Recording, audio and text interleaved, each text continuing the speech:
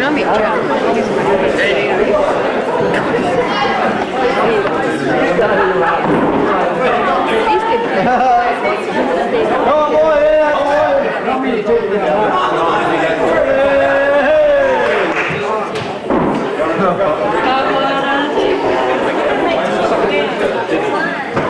Here we go, quiet please.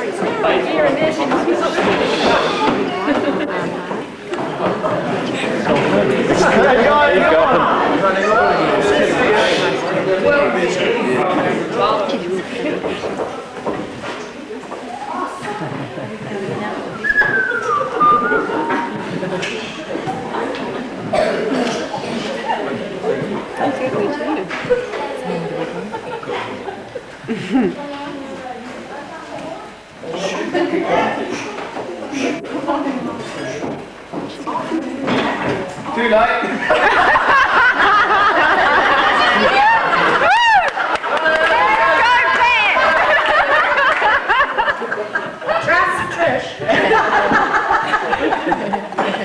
Everything in order?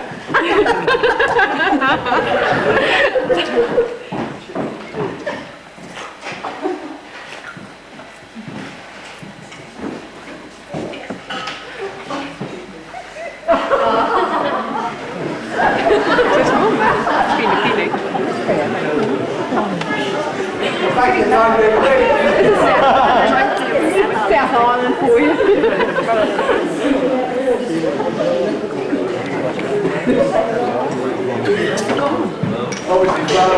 It's been kidding. Mustang.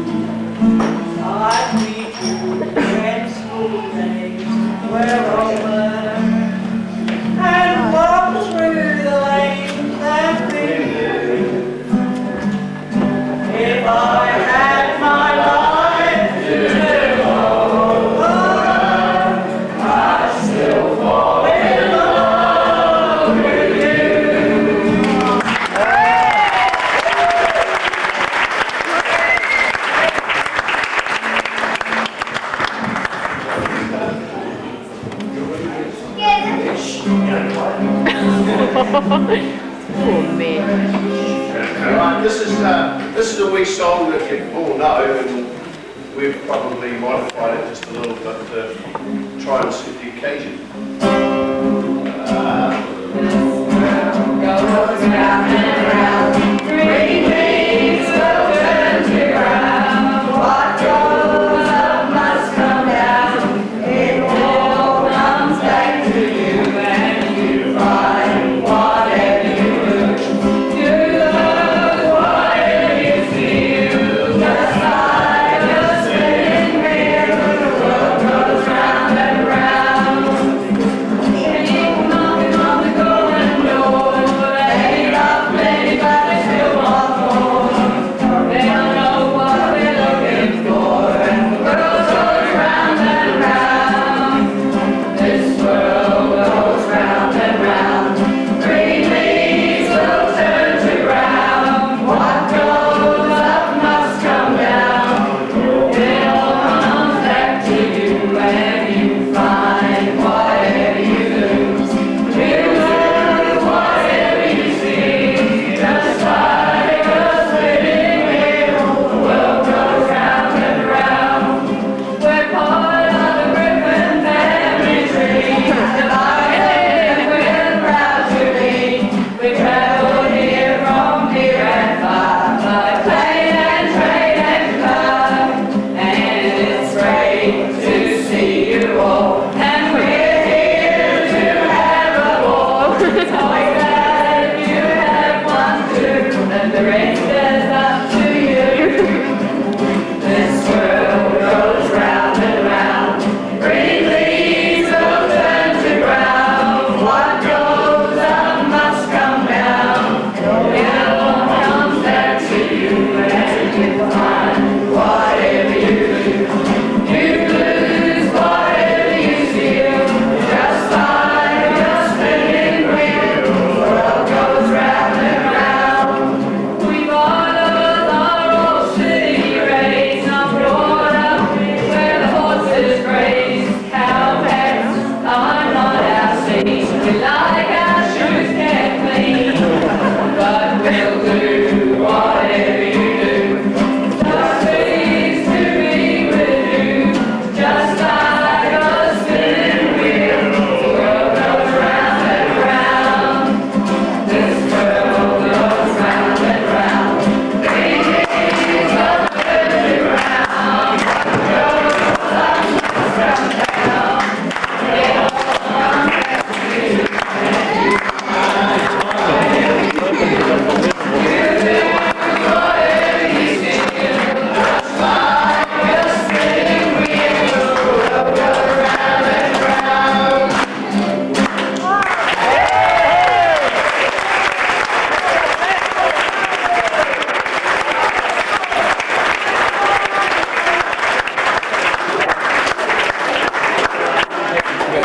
Good, Arnie. Top.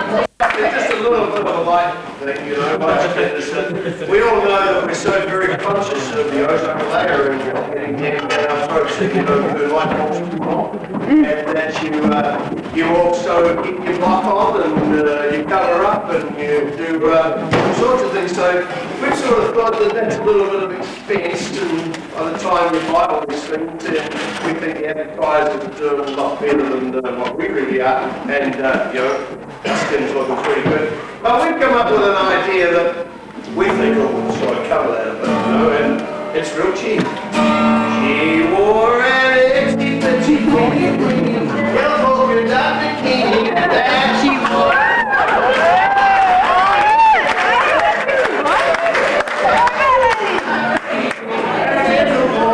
She wanted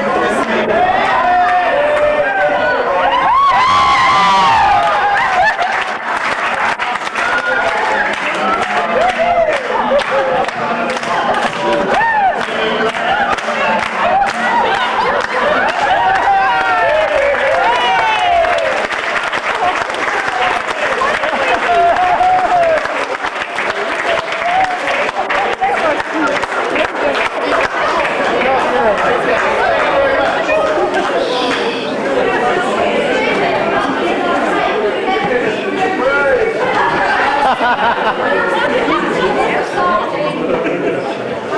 we haven't finished yet with the performances, of which we've got a few to look forward to. We haven't yet heard from the McCaws.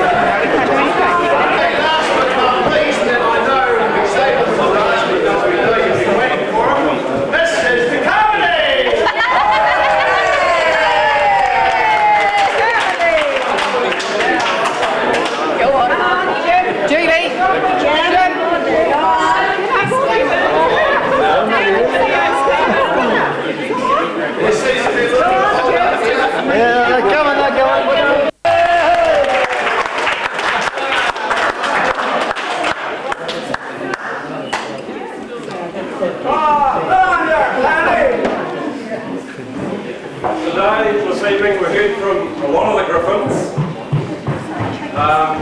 Jodie Gord, Co would be in trouble actually. I think the last rendition's going to go platinum. Where did you get it?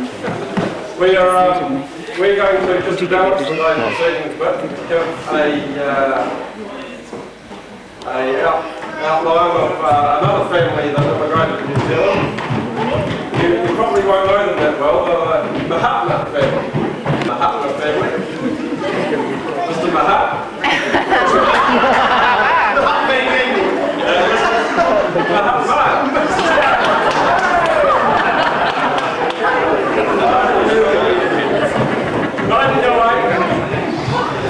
They began their journey from Delhi, India, on the good ship, the Might Make It. They set out on a voyage across the Indian Ocean, not knowing where they were going, or what was going to happen at the end of the voyage.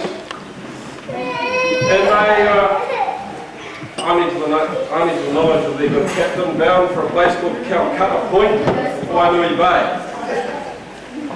And during the trip, immense hardship was experienced. Water, you heard Judy Bailey and Richard Long going about Jardia on Network News recently. These people experienced it in 1908. And the food was absolutely shocking.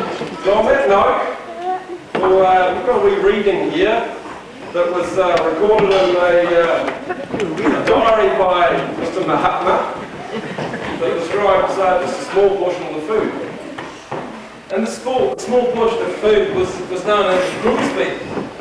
And these Grimsbys were put up for the whole trip, and it was something horrendous. And I'd just like to read you a little bit about the way Mahat actually described these Grimsbys.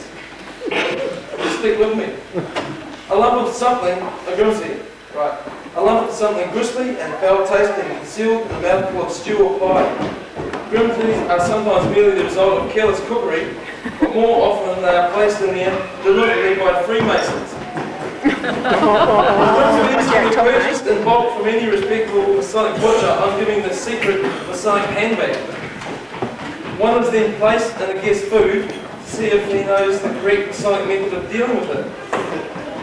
If a guest is not a Mason, the host may find it entertaining to watch how he handles the obnoxious object. It may be A.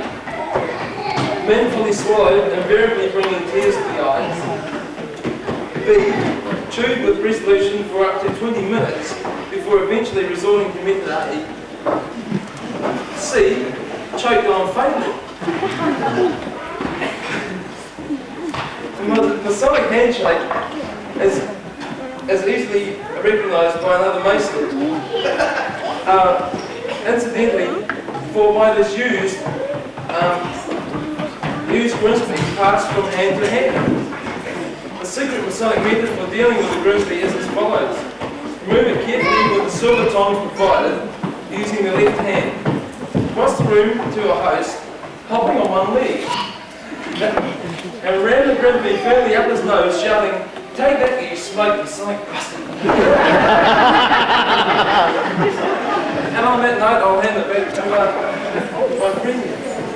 As you can see, the Grimsby made Jardia look like lemonade. We go on, I mentioned the place called Calcutta Point. I hit that point, it was blowing a howling northwest, and there was no way ashore other than swim. So I set anchor, everyone bailed over the side and this one ashore. And on those days off Calcutta Point, there was a hell of a school of sharks, led by a man called Sam, or a shark called Sam. Sued relentlessly from inside the bay, when the tide was right, by a bloke called Uncle Brian Gavaska. Mean man with the back, played well forward on the front foot, and he disturbed Sam immensely. Anyway, the only people to get ashore were our good friends Mahatma, over here to our right. And after a month or two, ashore they set up camp, and a wee Mahatma came along. And wee Mahatma grew up with Mahatma. Wee Mahatma. Wee Mahatma grew into a lovely young lady she is today. She went up the river and ran into a local boy. One of the natives, I don't think Mahatma was that keen on it. To bring him into the clan, they decided they'd rename him. They called him Mahatma Boot. He's a Mahatma Boot. We've got to narrow this story down and cut a few lines short. Mahatma Boot and wee Mahatma, they set up camp on the side of the river there where they spent many years. They introduced a family in the end called Mahatma Sock. Into Mahatma Sock. Lovely wee thing, Mahatma Sock. And a couple of years later, Mahatma Belt. Another lovely wee thing, Mahatma Belt. When we come to the end of the story, just to give a bit of balance to the Griffins and how they travelled to New Zealand, here we have all the Mahatmas. Anyway, we're going to bring the story to an end, but when this reunion began, the last that was heard of the most recent members of the family, Mahatma Belt and Mahatma Sock, they were illegally crayfishing off the Wairarapa coast. They're catching a few power and sending them back home to Delhi to increase the protein of all the Mahatmas back home. That's where we are today.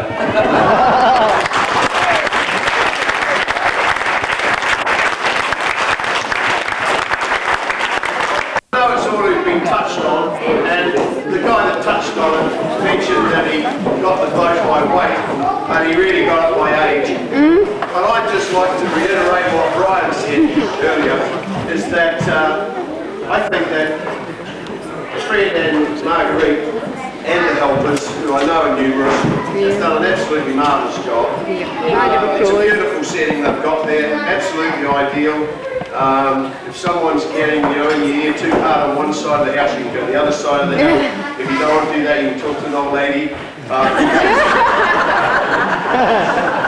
It is a lovely setting, and I don't think any one of us really can't overemphasise and that we do appreciate the efforts that have gone and it's been a marvellous day to get to finish.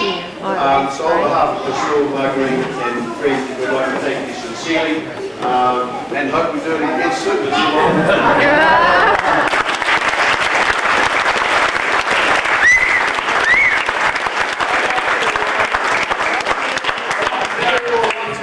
Very clever bush rock and roll team, and again warn you about the children.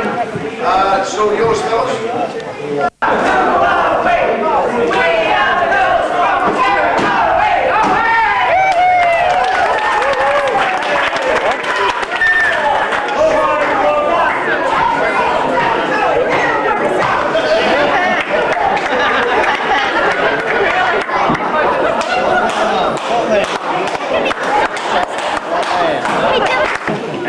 It was just a little bright as he could be.